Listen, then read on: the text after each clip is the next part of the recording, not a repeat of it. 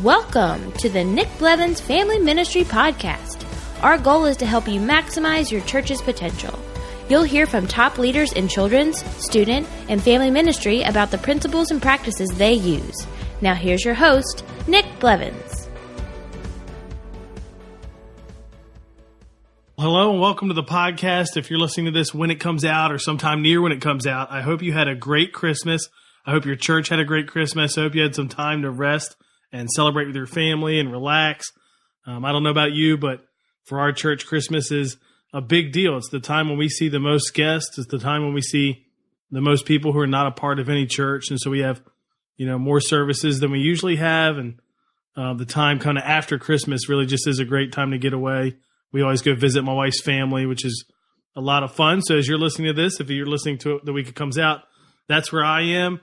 If you're not listening to it, when it comes out, I totally understand because it's Christmas and hopefully you're just unplugging and stepping away a little bit and kind of recharging for the new year. But when you do listen to this, as you are now, I'm excited you're going to hear from my friend Bill Hegedus again. Bill was on the podcast way back in episode 18, and we talked about a similar topic to what we're going to talk about today, and that's how to best serve and lead and reach kind of that 4th, 5th, 8th grade age group, maybe it's 6th grade, preteen, whatever you want to call it or whatever that looks like in your church, but specifically that age group before they're in middle school or junior high, depending on your setting. And Bill has gone into his last 3 churches that he's been on staff with and kind of implemented a plan that we're going to talk about today and seeing great results. So he's going to walk us through that, including what it looks like now at the church he just started with a couple years ago. And so in a short time, he's been able to implement the same kind of plan again and see the same results that he sees every time he implements it. So whether you serve in children's ministry or student ministry, I think this will be helpful because somehow we have to do a good job reaching that age group when they're kind of checking out near the end of the children's ministry programming, but maybe not quite ready, for some student ministry programming. Bill's done some great stuff there, so I'm excited for you to hear from him. I know what you're thinking, though. You're thinking, man, Nick, Christmas came and went, and I didn't get you anything. And you didn't. I know. I'm not that sad. I totally understand. But you can make it up for me, or make it up to me, because what I would love for Christmas is really easy, something simple. I would love, if you haven't already done this, for you to leave a review on iTunes about the podcast. Only if you listen to it. I mean, if this is your first one, maybe you'll listen to it first and leave a review. But if you listen regularly, I would love it if you could go and leave a review and a rating on iTunes for the podcast, which helps get it in front of other people and share with them your experience. So whatever that experience is, I hope it's a good one. But for sure, just be honest and open about that and share that with others. That would be really, really helpful. And I would be really appreciative if you could do that. While you're there, go ahead and subscribe so you never miss an episode. For today's interview with Bill, you can get all our links and show notes and all the stuff that we talk about at nickblevins.com/episode 85.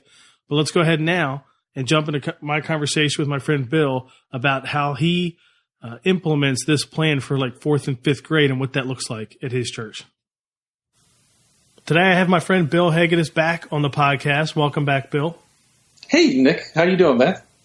I'm doing well. And for anyone who didn't listen to episode 18 where you were on, they should go back and listen. Like, that would be really good. But in case they haven't, introduce yourself to everyone. Tell us about you and your family and your church. Sure. My name is Bill Hegedus. I am actually the family pastor at Bethlehem Church just outside of Atlanta. It's actually pretty close to Athens, Georgia. So been there for about 2 years. I've actually been serving in children's ministry for almost 20 years now. Me and wife Jessica, we have 2 grown children. One is actually getting married at the end of this month. Yes, so my daughter, she's getting married at the end of December. So we've got all kinds of fun wedding plans going on right now. So basically, I'm just walking around doing whatever my wife tells me to do. Yeah, that sounds about right. Well, just like any other day. Yeah, just like any other day. So yeah, just more of her telling what you to do. Yeah, but exactly. Other than that, very similar. Well, that's because your wife's awesome. So it's good that she keeps you in line and puts you to work. That's important. Amen to that. So we're going to talk about. We talked a little bit about this when you were on in episode 18, actually, but. Leading preteens, preparing them for middle school, just that difficult age group of like 4th, 5th, 6th, and how to approach that. But from your perspective, what are the challenges leading fourth and fifth grade, or maybe it's sixth grade, like whatever it is, but that bridge between elementary and middle school? Oh, yeah. The funny thing that you say that is I've been serving in family ministry for all these years now. And one of the things I kept seeing is like, how do we really make sure that we connect, kids moving on from elementary into middle school, preparing our student ministry really to succeed.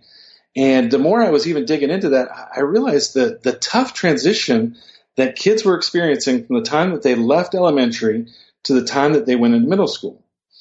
It's actually, even now, it's one of the toughest transitions for kids in general, even more so for boys, because you're going from, Disney Channel, SpongeBob SquarePants to being, in fifth grade, to being exposed to a whole world of different things, different topics, hearing all kinds of colorful language, every day down the hall at school. It's a completely different experience from the time that they leave fifth grade till the time that they enter sixth grade. And that's only a span of about 3 months from May to September when they make that transition. So one of the things we really wanted to do, and I've really been passionate about, is making sure that we had a preteen ministry that set these kids up for success, kind of help them answer tough questions, not just about like morals and everything else, but also how their relationship with Christ actually affects their everyday life and how it's really applicable, especially as they get into these gray areas that they're going to experience when they move into middle school. Because I really do feel it's super important to prepare them ahead of time to be able to face these situations, knowing what's the best way to handle this before I even am exposed to it in middle school. So we geared our fourth and fifth grade area, which is in some places it would even include sixth, but here in Georgia it's fourth and fifth grade before you move into middle school. So we wanted to gear that up specifically to really help these kids kind of tackle the things that they're going to face. And then also to hand them off to our student ministry really, really well and set them up for success. Now, we're going to dive into this more, obviously, especially because we're going to talk through what you have done there at Bethlehem Church. And you did this back when you were serving the church up here near where I am before you defected and moved to good old Georgia. But what's wrong with keeping the same approach that you use, like, with your younger elementary? Kindergarten, first, second, third. Like, what's wrong with just keeping that approach? Maybe having different groups, obviously, or group leaders. Maybe splitting genders. That happens a lot. But what do you think, generally speaking, is wrong with keeping the same approach from kindergarten through fifth grade? Well, I think that sometimes you maybe not necessarily have the means to separate them. Maybe if you're in a smaller church or you have a smaller group of kids, you don't necessarily have to separate them out, but I think you still got to be specific with what you're doing to help prepare them. But I believe the reason why you can't keep fourth and fifth graders in with your kindergartners, because they are experiencing things differently in their lives than somebody in kindergarten and first grade. Plus, they learn at a different capacity. It's very much they love to talk, they love to communicate, and they actually learn better through communication. So rather than sitting them necessarily in a room and for an hour you're downloading a bunch of information to them, whether it's telling them a Bible story, giving them all kinds of information, if you're not providing an opportunity for them to have conversation, feedback, and ownership, it doesn't really sink in, because that's not how they learn the best. They're very much in an active learning phase at that point in fourth, fifth, and sixth grade. Now, and before we jump into what you did at Bethlehem Church and what that's looked like, what you did up here and all that, what is your opinion about, because I just had this conversation today actually with some other ministry leaders, between, do you do fourth, fifth separate program? Do you do fifth, sixth? Now, I know some schools are seventh, eighth middle school, and so sixth is part elementary, and it just makes sense. But some churches will do, a lot of people listening might do a fifth, sixth, even though that's technically elementary and middle. Like, do you think it matters that much which way you go? Is it fourth, fifth? Is it fifth, sixth? Or is it really just about somehow helping them in a different way, regardless of where you draw the line? Right. Well, for me, I think that the smartest thing for me to do was, and the way that I view it, is the 2 years before they enter middle school. So if middle school starts at 7th grade, I would suggest doing 5th and 6th. When we were down in Florida, middle school started at 7th grade, so our preteen program was 5th and 6th. Everything, your preteen program should be really designed specifically to engage and help equip these kids before they get into middle school, before they start experiencing these things or seeing things from a different lens point. Because really, if you sit and you think about it, if you walk into an elementary school, walk down the halls and kind of hang out with the kids there, okay, you're going to experience something completely different than you walk in the halls of a middle school. Well, put yourself in the eyes of that preteen.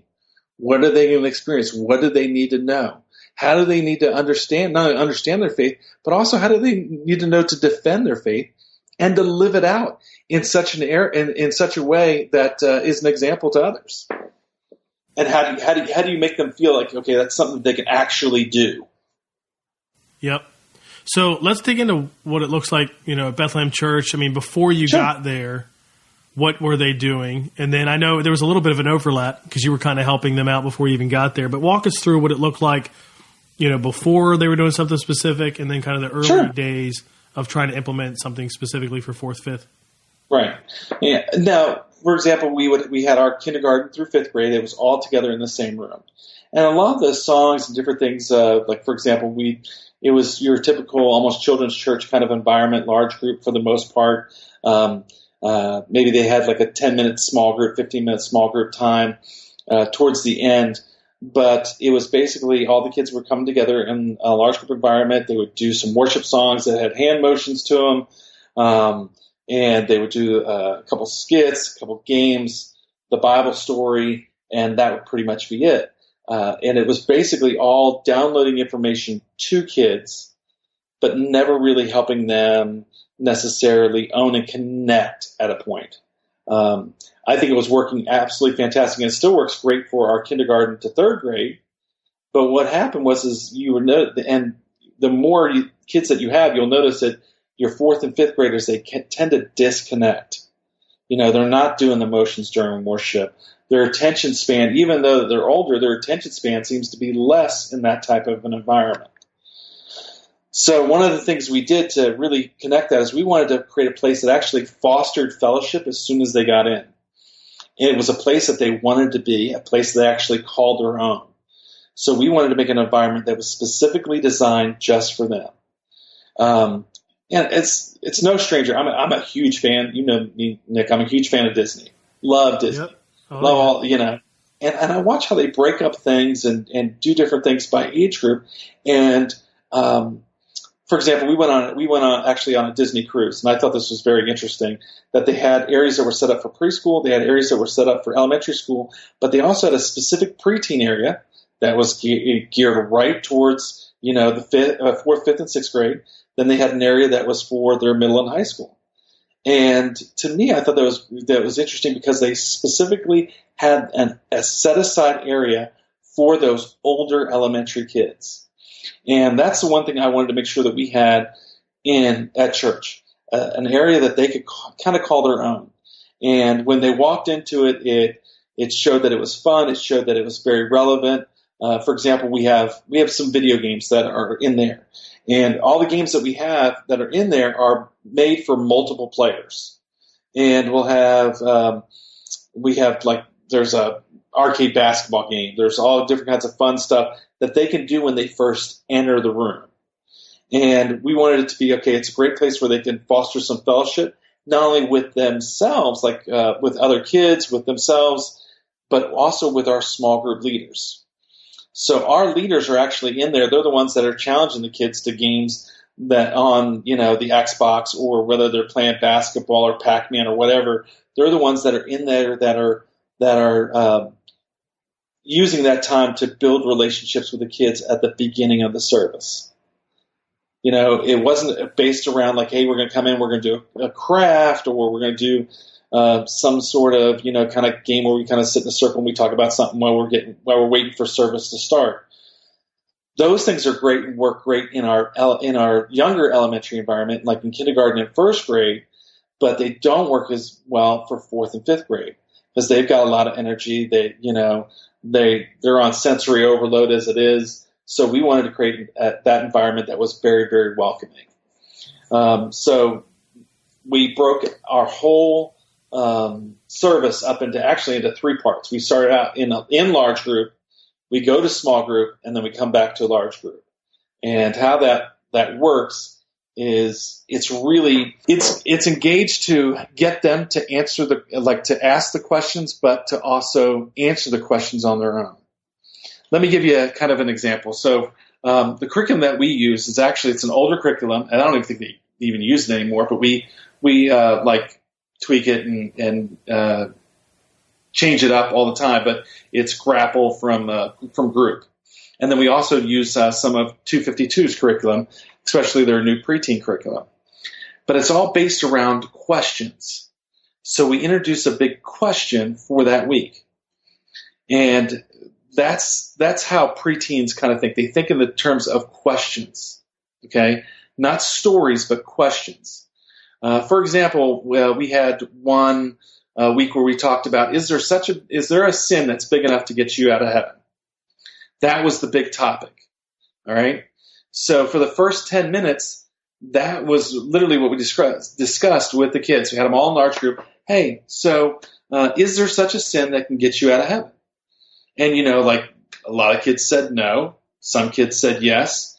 We never answered that actually from the stage. We never answered that from the front of the stage. We actually kind of used it as a way to kind of get them to second guess themselves. Oh, so you really think that there's a sin that could keep you out of heaven, that, that God wouldn't allow, you to come into heaven? Or, oh, so you don't think that there is a sin? And we would even introduce different characters. Well, what do you think if Adolf Hitler had said he was sorry for what he had done and asked God for forgiveness? Do you think that he would be allowed into heaven? Oh, it was great because it caused the kids to really have great conversation back and forth. So we did that to start and build the tension of what that question is. Okay? Again, it's a faith foundation question. It's something they're going to need to know. All right? But what we would do is we would send them into small groups and have scriptures and questions that they would look up in their 20 to 25 minutes in their small group, so that they would look up what the answer is in the Bible, teaching them again, go to Scripture, the source that we need to go to for answers for tough questions that we have, go to the Bible, find the answer, and then when they came back to large group, that's when we would, dig back in, find out what they've learned, answer the question, and go over that. So it puts the onus on learning to them. It gives them the ownership of their own of their class. It allows them again to communicate what they discovered, what their thoughts are, and it helps you direct them from there, because this is when they're very, very moldable and impressionable to be able to guide them to help answer these gray area questions that they're going to have when they get into middle school and high school. So their time in small group, you're not given a curriculum with different activities. It's really just discussing and digging into the Bible. Yeah. To answer the question. Yes, because the whole thing comes down to what are some questions that kids are going to face? Okay, so each month it's on a different topic. So you can have topics such as, boy meets girl. We did that in February, where we talked about relationships and what relationships look like between a boy and a girl. Well, great. They're in fourth and fifth grade, and they think that each other have cooties. Some of them do, some of them don't. Okay, because we'd ask the question. How many of you guys in here think that girls have cooties or whatever? So they all a bunch of kids would raise their hands. All right, who in here's had a girlfriend? Some of the kids would raise their hands. So they're already talking about these things. They don't understand it. They don't know it. But guess what? What they think of a boyfriend-girlfriend relationship in 4th and 5th grade, it's a lot different in 6th grade when it's talked about. Because you're surrounded not only by 6th graders at middle school, you're surrounded by 8th graders. You see what I'm saying? So, like, your topics can get pretty risque pretty quick. But what you need to do is you need to map out what the Bible says is a proper relationship between a boy and a girl.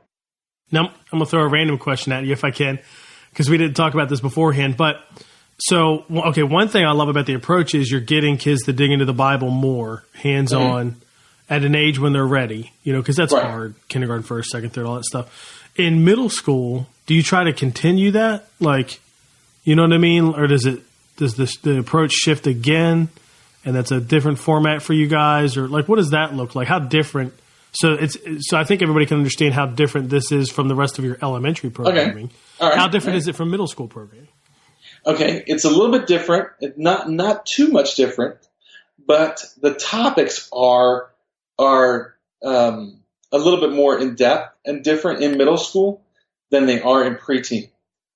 Now, what I mean by that is a lot of the topics that are talked about in middle school and high school are reactive, are situational, like, hey, this is stuff that you're experiencing, it's pressure points, it's current pressure points. What we're trying to do in preteen is be proactive, giving them giving them the answers to the questions ahead of time, even though they've never seen the test. This way, when they're faced with the test, they've already got the answers, and it becomes more of a reaction rather than something that, they've got to kind of fumble through at the time. Does that make sense? Yeah, and who doesn't like the answers to the test before the test? Well, exactly. And they don't even need to realize that they need it, but, you want to equip them to be that way. You want them to succeed. Yeah, and they're old enough to be interested. So that's the other key, too, is it'd be one thing if you're trying to give them answers to something they don't even care about. But fourth, fifth, you're old enough to care about the answers to those questions, even if you haven't really had to face it personally yet. Exactly. And one of the things that we want kids to know by the time that they get out of 5th grade is how they can actually share their faith with others. Okay? And this is the key part. To share their faith with others, not only in words, but in actions. Because it could be easy for me to tell somebody, okay, this is how you share your faith with somebody verbally. Okay? But I want to teach you how to share your faith with somebody by the life that you live, by the choices that you make. Mm-hmm. So, I think that sets them up for success even further.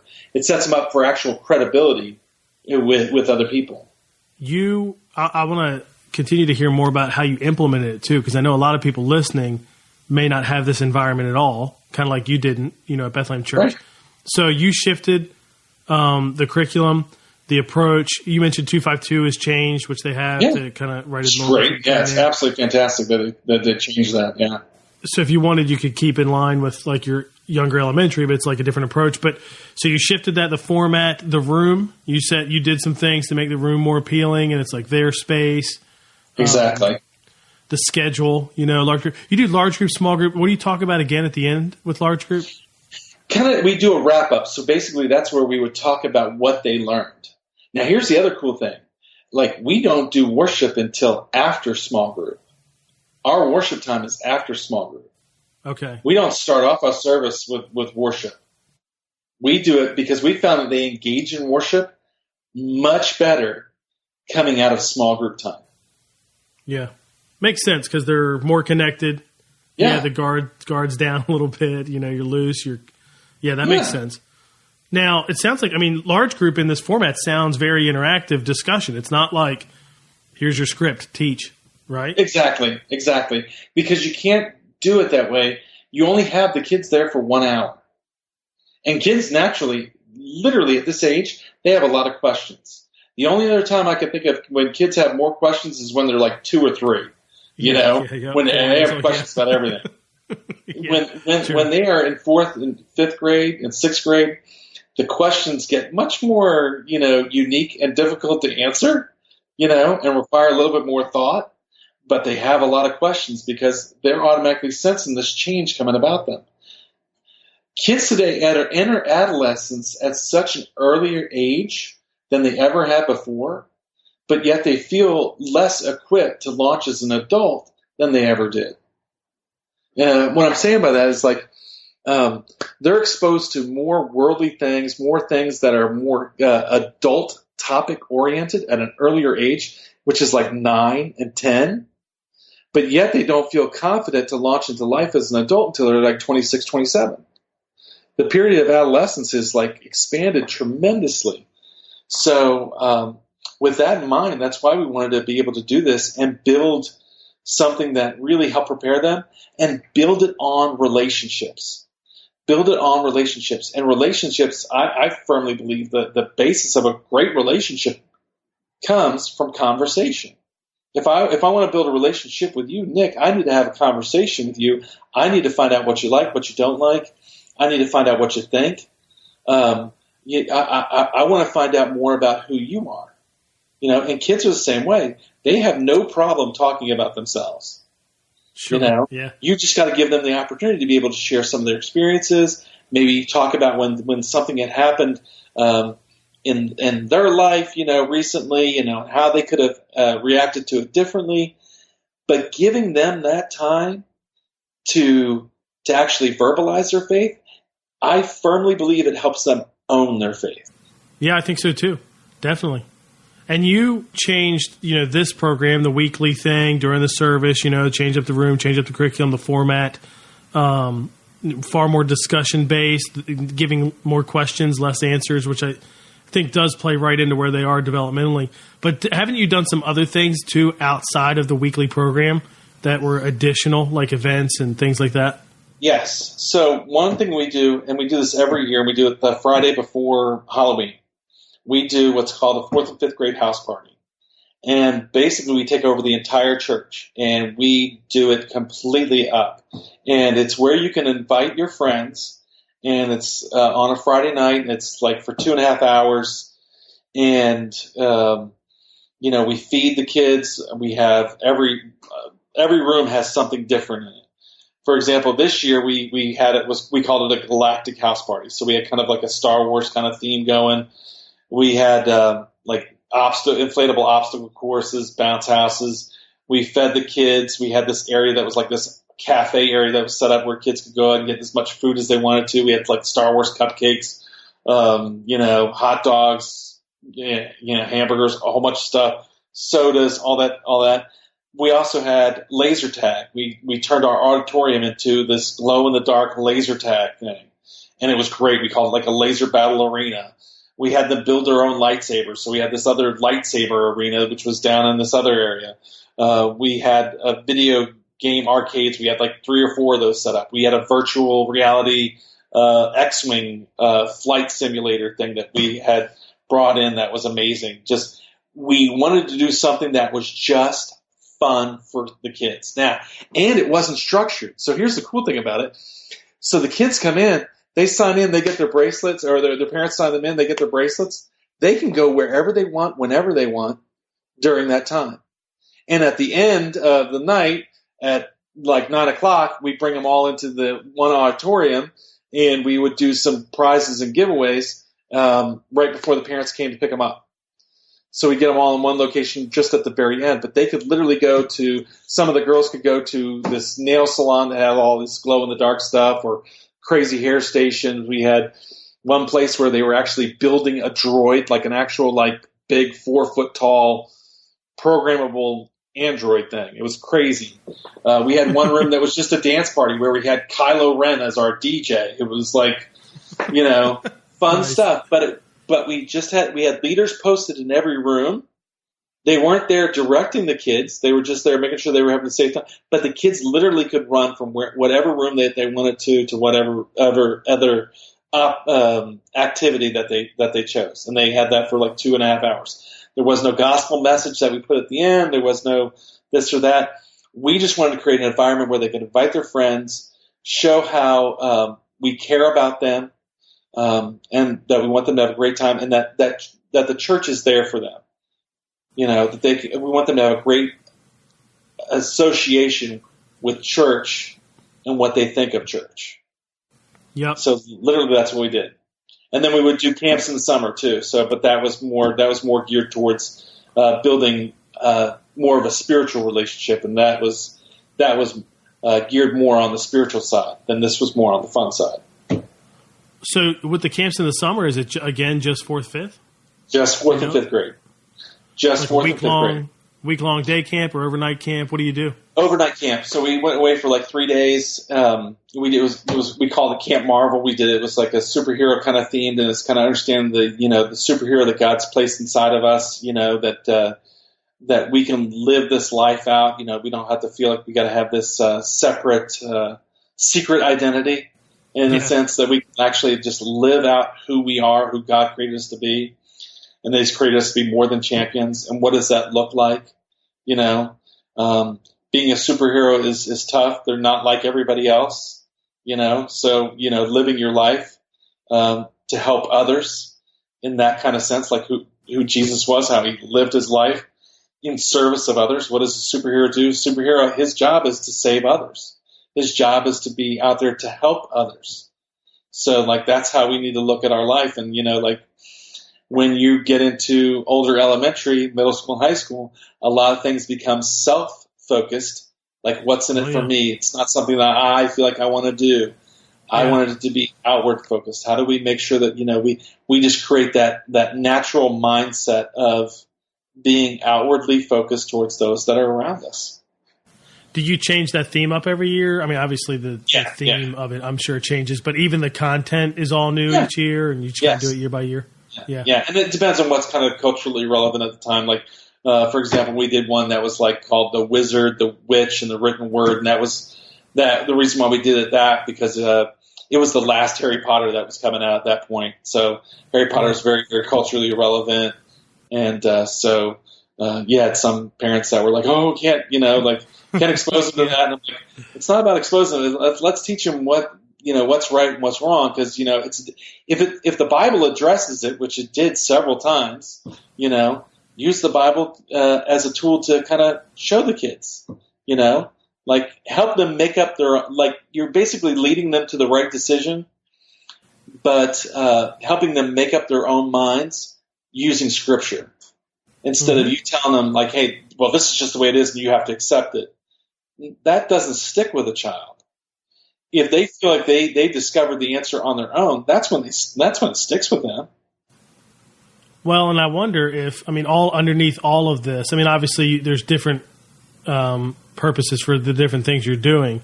With the fun event, obviously it's just about fun. You're not trying to teach anyway, and you've got the camp where you're building their faith and discipleship and relationships and all that. But especially with the weekly environment where you're getting them to dig in the Bible, you would probably agree that the biggest win isn't that they get answers to those questions, or it's that they learn how to go to the Bible to answer questions. Exactly. We have these take-home cards that they take with them every week, and so it's got it's basically just 4 devotions that they can do during the course of their week. And if they do that and they bring it back, we give them a bag of Skittles or something like that. And we're rewarding them with candy, and most of the time that they're actually doing it because they get candy. They're like, oh, I'm going to get candy, so I'm going to read my Bible. And I'm okay with that at this age, because if I get them to do that every week, I'm helping them build the spiritual discipline of spending time in God's Word. And if it costs me a bag of Skittles for a kid to do that, I am completely fine with that. I have no issue whatsoever. If, all of a sudden they look up and they're just, they've been doing this every week, and they're bringing that thing in to get the bag of Skittles every week, but they've been doing it for a year, eventually it's catching on. It's becoming a habit for them, to go into the Scripture during the week. Totally. Yeah. So what else is there, if there's anything else, you might have anything else you add, that you're doing with this age group, or even that you would just add to this conversation about trying to lead and serve, that 4th, 5th, 6th, whatever that is, that preteen-ish age group well in churches? Okay. Actually, one thing that we do, and I get multiple comments on this all the time. Anytime anybody that works with preteens or elementary age, and they come in and they see this, they're like, wow, how did you do this, and how does this even work? We actually have a band on our stage, and it's not professionals. It's actually our 4th and 5th graders. And they're not actually playing the instruments. So the funny thing is, it's like they're rock banding the instruments for worship. So they lead worship. We've got a full-blown drum set up there. The drum set's got mutes on it, so they can beat the living tar out of it, and it's not going to make a sound. We've got electric guitars and bass that aren't hooked up to anything. We've got a keyboard that isn't plugged in. We have a microphone that's up there that's actually plugged in and mic'd and stuff. But, the kids get up there, and actually they love getting up there and leading worship. And they do it every week, and it's crazy. We've had so many people walk in and go like, I don't understand how this works. We had the conversation. We did a series on worship and what worship was. We did that for 3 weeks. We just talked about what is worship? And our definition was worship is our response to God's awesomeness. That's what it came down to. And so we talked about that, and we talked about how would you guys like to see us do worship in here? And we gave them different options. And one of the options was we could do band equipment and you guys could lead worship. Well, that was the one that they chose. So again, we knew that was the direction that we were going. We gave them the option to choose that, of course, led them to that answer. Man, they absolutely love it. So, they switch out. It's a new band for every song. We've had kids that been first-time guests. Their mom's picking them up, and they're telling them, yeah, I played drums today for worship. What? What are you talking about? And it's not like kid worship songs either. So, for example, we've done everything from Hillsong's The Creed, This I Believe, to Death Was Arrested. And, man, they belt those songs out. We do a lot of similar songs that are done in our adult service. Old Church Choir is one of them. They love doing these songs, and they love leading the songs. And what's crazy is it's our boys. When our middle school pastor came in and saw how our boys were engaged in worship, he was like, this is amazing. How do we make sure that they stay completely connected and engaged when they move to worship in middle school? Because in middle school, it was very hard sometimes to get middle school boys to engage in worship. So we wanted to create kind of an environment where worshiping is just part of their natural Sunday experience. So that when they move into middle school, they're gonna be ready to worship just like they would in preteen. And for the most part, they don't care that it's not live and and all that stuff. They love it. They're up there beating the drums completely offbeat, but they're having a blast. You're seeing kids that are. One kid a couple weeks ago was so funny because he's holding the bass completely upside down, but he is strumming that thing, singing at the top of his lungs. But but he's owning it. It's something that he got to be part of. It's something that the girls, when they get up and they sing or they play the keyboard or drums, whatever, they get to be part of it. And it's not just something passive. They actually own the class, own the experience, own the environment. That's theirs. And that's even what we tell them with all their equipment. Like, hey, this stuff is yours, so take care of it. Because, there's another class that's coming in behind you at the 11:15 service. Treat your stuff with respect. And boy, they do it. They respond to that because they feel that this is their class. It's crazy. They clean up after themselves. It's awesome because we've let them have ownership of that space, and they love it. They absolutely love it. And we've grown. That ministry started off with about 20 kids, and now we average over 100 on a week. Whoa. Wow. Just 4th and 5th grade. That's crazy. And your church has grown too, but still, that's not. That's beyond the pace of what your church has grown by. Well, when we did the house party, we were averaging probably around like 70 to 80 kids, but at the house party we had over 300. Just 4th and 5th graders, and a lot of them they had never been to a church before, our church at all. There was one kid that brought his entire football team. There was another kid that actually, which was very smart of his parents, he did his birthday party at the house party. So instead of having like kids come over to his house, he's like, we're all just going to go to the house party. And they did presents or whatever in one of the side rooms, which was, I mean, it was great, you know. And so he had like 15 kids there himself. It was awesome, you know. Giving prizes away for most invites, you know. Yeah, it was funny. It was really kind of cool to see that and to see the look on these kids' faces as they're going around having such a great time, and they're inviting their friends, and they're seeing their friends have a great time. It's amazing. You know, we've had over 30 kids just in 4th and 5th grade alone be baptized this year, which is amazing. Yeah. I mean, you didn't have 30, 40 kids in the program 2 years ago. Yeah. So that's what I'm talking about. Like, by providing them something that they own, they're more apt to talk about it. They're more apt to invite their friends. The parents are very excited about it. They love the fact that their kids take ownership in it. It causes great conversation. We have gotten a tremendous amount of compliments because of the fact that we specifically and strategically started a preteen ministry. And this isn't, I mean, that's why I love having this conversation, because it's not, you're like, I don't know, the 20th person to tell me that, you know, in the last number of years that has started something for preteens or a separate environment or whatever it is. And I feel like the results are all similar. I mean, just great growth, capturing more students, more kids, more helpful, you know, for them. And in many ways, kind of like in your church too, I would imagine, it's really impacting the rest of the church too. Because a lot of times you're not just reaching the kids. I mean, their parents are coming. In some cases, I've heard of like one church, they moved middle school programming off Sunday, which then freed up the room to create a separate 4th, 5th. Yeah. And then they got the middle schoolers serving. And so it was a boost all around. They grew the church by a couple hundred people. The church, it was like a church of 1,200. It grew to like 1,400 just with that one move right there. Yeah. You know, like almost overnight. Much less, you know, how they grew beyond that. Because I think it's like what you're saying. There's just a different need there. Now, every church can't pull that off. And so I know this is very subjective, but what do you think about, or what do you think of in terms of size?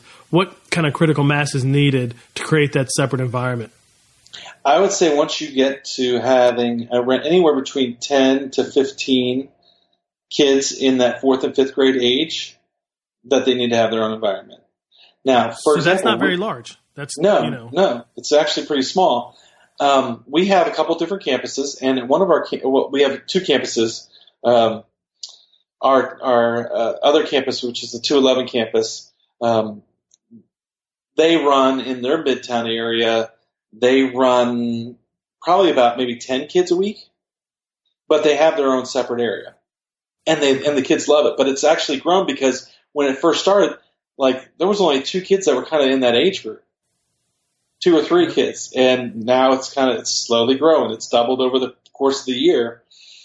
But they have their own space. They have their own lessons, you know. They don't necessarily break off into small group because they're actually in a small group. You know, they'll switch to like boys and girls, you know. They do, and that's the other thing when we do. When we do small groups, we do it by 4th grade girls, 5th grade girls, 5th grade boys, and 4th grade boys. Over there, of course, it's just, you know, girls and boys. But like, I always switch it out by gender at that age because girls are way more apt to talk and be more open in a setting where it's just girls around them, and boys are more often to be open in a setting that's just boys. Also, the preteen ministry has been a great connection point for our student ministry, because some of my absolute best small group leaders are my high schoolers. I've got some high school leaders that are killer small group leaders, and it's great because they're coming in and they're learning, you know, themselves and growing in their faith because they're teaching. But they're also seeing like, man, I really wish like I would have known these things before I went into middle school. So like they're seeing like, okay, like, hey, the impact that they can actually have in preteens and getting them connected and serving. That's one of the things that we leveraged right off the bat, was getting our high schoolers involved in bringing up the next generation. Yeah. And really, when we thought about everything, this is just another, like, I just thought of this right now when we were thinking of how we wanted to design and make the environment for our preteens. This is a question that's been asked to me, like, well, how do you know how to make it different? We specifically designed it for something that would be an environment that would be amazing and cool if you were to put a 7th grade boy or 7th grade girl in that environment. Sure. What environment would a 7th grade boy think is great, and what environment would a 7th grade girl think is great? That's literally how we thought of what we wanted in the rooms, thought how we wanted it to look, was based upon that. Makes sense, because you'll catch everyone below that if you exactly high there. Exactly. So, and it didn't. We wanted to make sure it wasn't one or the other. It was both. It had to be what does a 7th grade boy looking for, and what is a 7th grade girl looking for. True, because they're not the same. So that's true. Exactly. That's why we have a nail salon in one of our things, like where they can actually do their nails at the beginning. Yep. Like, it's crazy. Which is, it's just like a little table where they could do nails. And you're ramping up, like you're upgrading the space here soon, right? Yes. So in May of this year, we're actually doing a big renovation because we need to add more space because we've been growing tremendously, not just in children's ministry, but overall as a church. So we need definitely more space for our kids. So we're actually revamping that entire preteen area, which we call it Midtown, but they're actually going to get about 1,000 more square feet because they need it. I guess so. 20 to 100 or whatever. Man, that's awesome. Well, I love just hearing, what you're doing. I think a lot of churches do something separate with that age group. Yeah. I talked to somebody today, their church is 400 and they're looking to do a separate environment for that. So it's certainly not just a large church strategy. A lot of people are doing it, but it's good to hear like what you do, how you do it. Cause some people could even take some of the ideas with the fun night, and the 3-day camp. Yeah. Maybe add a couple extra pieces in there. If they can't create the separate environment right now, just to get at that a little bit and kind of work your way into it. The other thing too is if you could do like what you've done and build it up, not implement everything you've implemented, but start with some of the other pieces and grow the ministry. Well, then you have a better case to make for more area and more space. Yeah. We've all been there too, where it's like, hey, we need to make our case to get more space or build on whatever it might be. And you can do that a lot better once you've created something that's growing. And once you start doing it with the 4th and 5th graders or your preteens, once you start meeting with them, and the impact is automatically going to be seen. If you're intentional with really what you're creating for them, and the whole premise behind all this, the reason why we do it is because we want kids to really understand how their relationship with Christ plays into every aspect of their life. The importance of having that relationship with Christ is like one of the best decisions that they could ever make. We want to teach them that. We also want to teach them how living that out, what that actually really looks like, and in a way that's very practical, Yep. I mean, these kids are absolutely amazing. They're one of my favorite age groups to work with, just because you can really see that light go on in their eyes, and they're so excited for the future. And to me, like, I want to meet that excitement and that passion by just really equipping them to do it the best that they can. Like, I really want them to succeed. And that's the mindset that you got to have. And doing that with your volunteers, the people that you put in that room, you've got to sell them on that. You've got to have them feel that passion and that connection to want to help these kids succeed. And when you do that, you're just going to open the floodgates. I have no doubt about it. I'm always learning. I'm learning from different people all the time, which is phenomenal. So there's like so many different things that we've implemented over the years that I've learned from other great preteen ministry directors, because there's a lot of them that are out there. And it's not necessarily about like specifically what you do, but just like anything else, it's that you do something. do something. Start somewhere.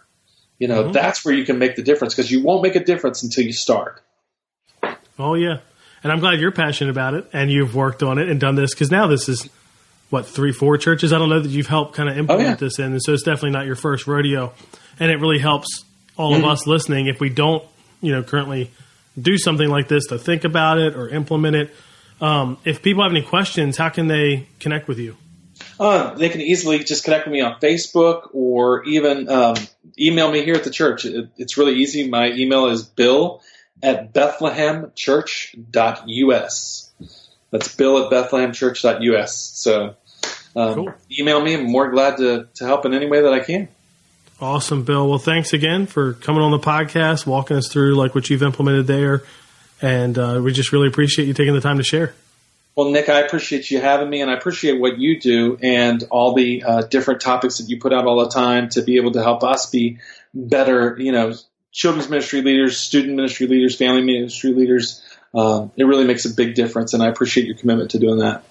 Well, thanks. I hope so. It definitely helps me. I get to listen to all the, and interview people like you and learn. So if nothing else, it helps one church, you know what I mean, and one person. So I appreciate your friendship. Yeah. So you're a great guy, Nick. You really are. The same is true here. You're an even better guy. So if people are listening, they don't know you personally, they should. You'll be at the Children's Pastors Conference, right? So if leading a couple breakouts down there. Very, very excited about that. If we've got some children's ministry folks who are going to be there, they should connect with you before then. That'll be, I'm trying to think exactly when this will hit, but it can't be much more than a month or so after this hits. So that'll be pretty soon. And I'm looking forward to being there as well at CPC, but also hanging out with you and Jess and better weather. Always a fan of that, So there's so many great places to eat down there too. That's what I love too.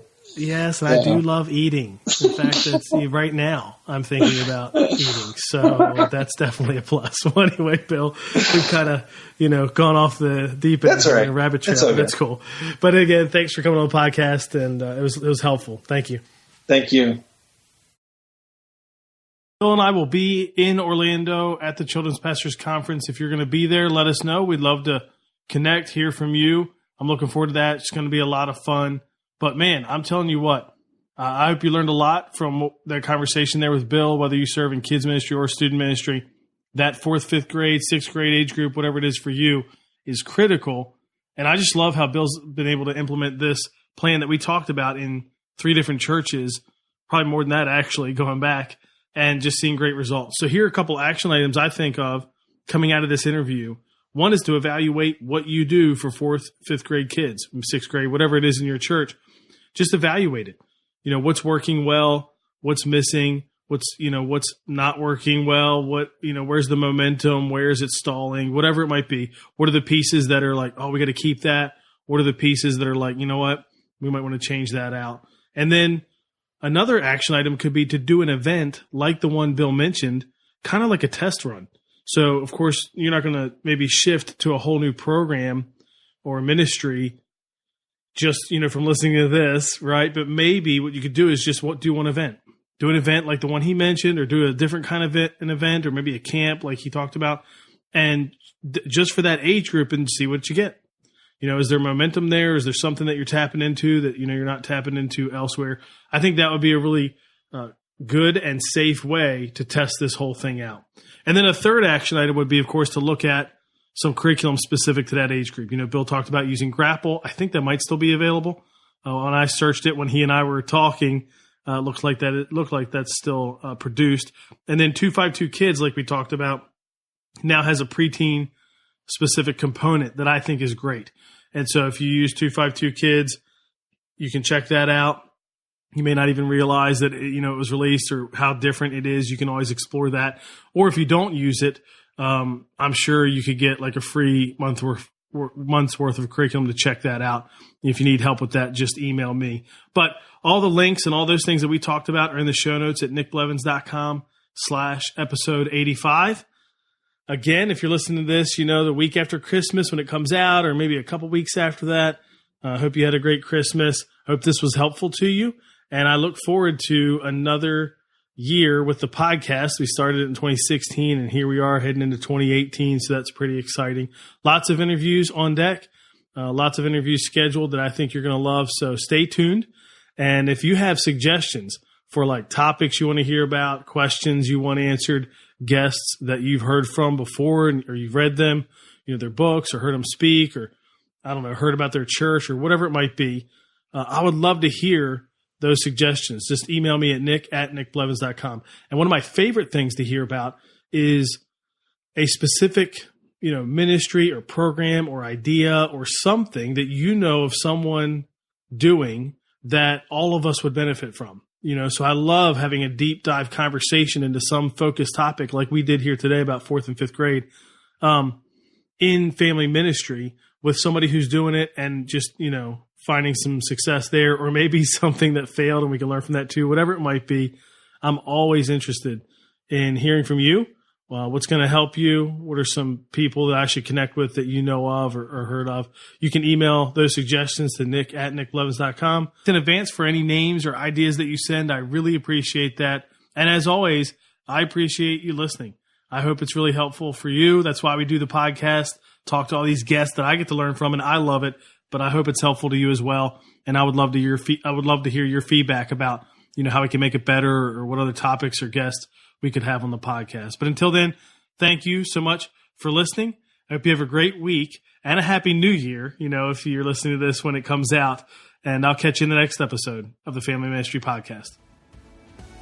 Thanks for listening to the Nick Blevins Family Ministry Podcast. We hope this helps you maximize your church's potential. We would love to hear stories of how you apply what you've learned. You can do that by leaving a comment on iTunes or in the show notes at nickblevins.com.